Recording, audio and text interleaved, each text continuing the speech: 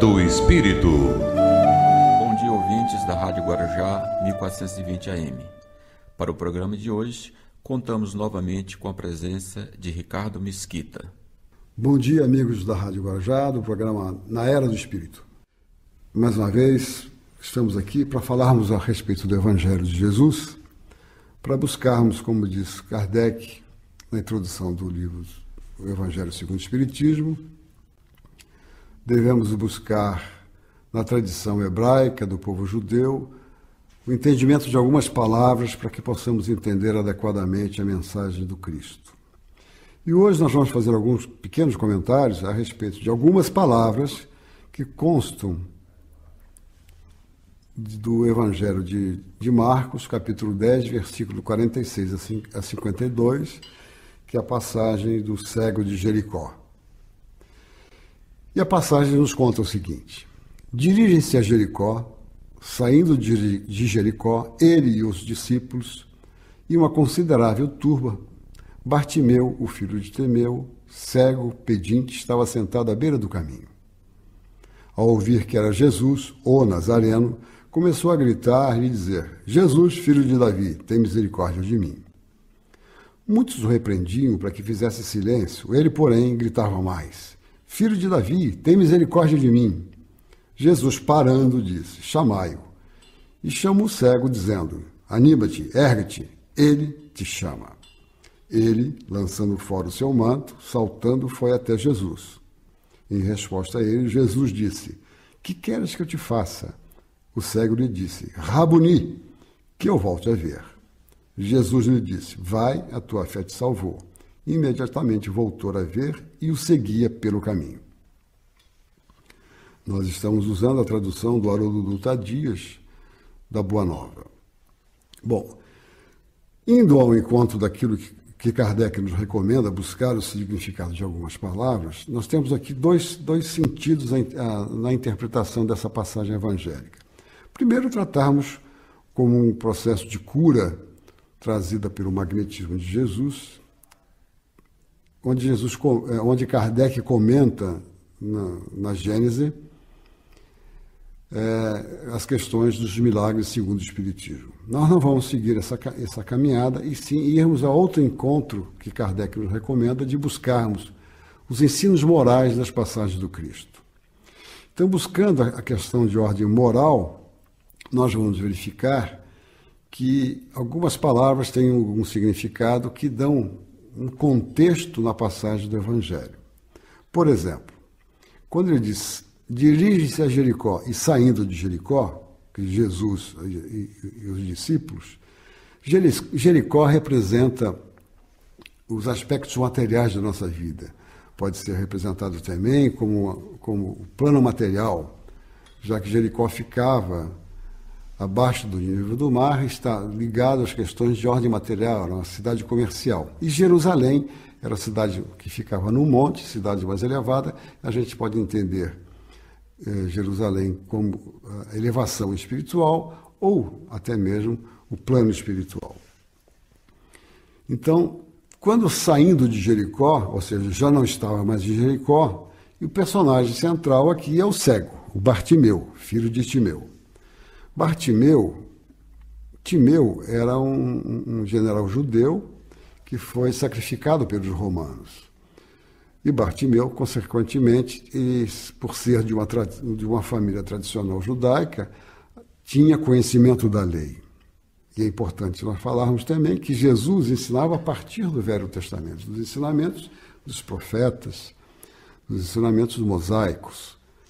Jesus era um intérprete, era o revelador da primeira revelação. Ele era a chave para o entendimento das leis, trazendo uma interpretação de um Deus de misericórdia, não um Deus castigador. Então, o Bartimeu, ele conhecia as leis de Jesus. E quando ele toma conhecimento que Jesus está saindo de Jericó, e ele já está na saída de Jericó, está à beira do caminho, ou seja, nós vamos interpretar aqui o caminho como aquele caminho que Jesus ensina, aquele que está seguindo a lei, aquele que está conforme a lei. Quem está conforme a lei está no caminho. Quem está junto do caminho conhece a lei, mas não está seguindo. E tornou-se, por consequente, um cego.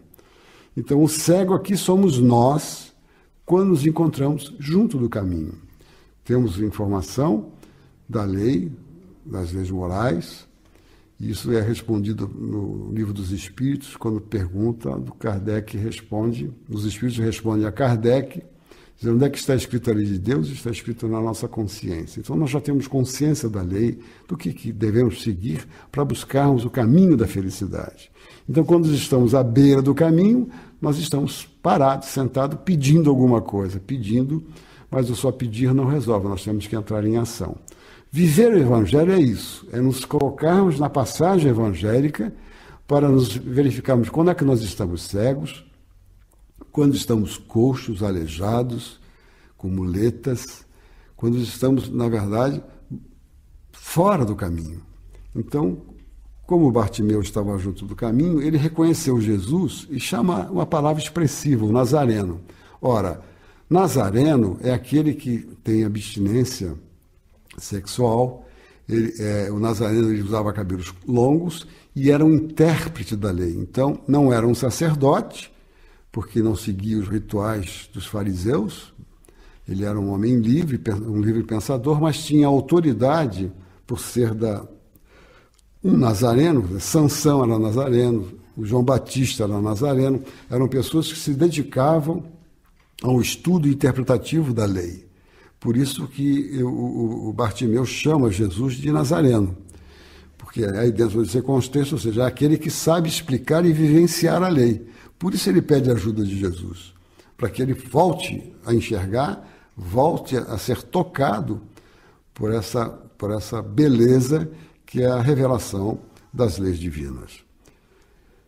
Nesse caminho, então, a gente percebe que ele insiste, né? Ele reconhece Jesus, então, como um bom intérprete da lei. E ele gritava mais na passagem do Evangelho, falava, filho de Davi, tem misericórdia de mim. Então, filho de Davi tem um outro contexto também. Nazareno é um contexto do intérprete da lei e aquele que pode recrutar discípulos. Por isso que Jesus andava com seus discípulos. Mas filho de Davi tem um outro significado importante também no Velho Testamento. O filho de Davi, o rei Davi, é aquele que vem com a missão do Messias. Então, eles já reconhecem Jesus também, embora cego junto do caminho, eles reconhecem Jesus, o Messias prometido pelos profetas da Antiguidade.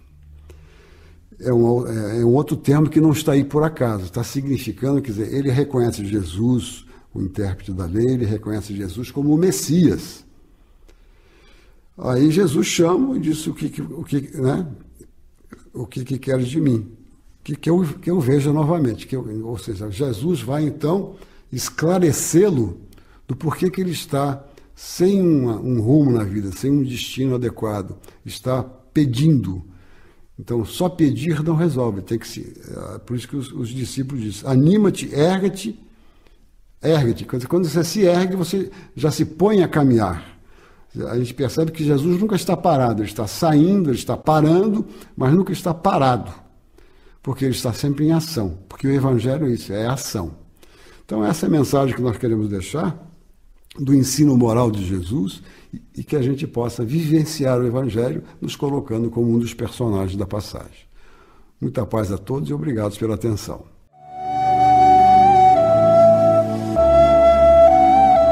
Na Era do Espírito.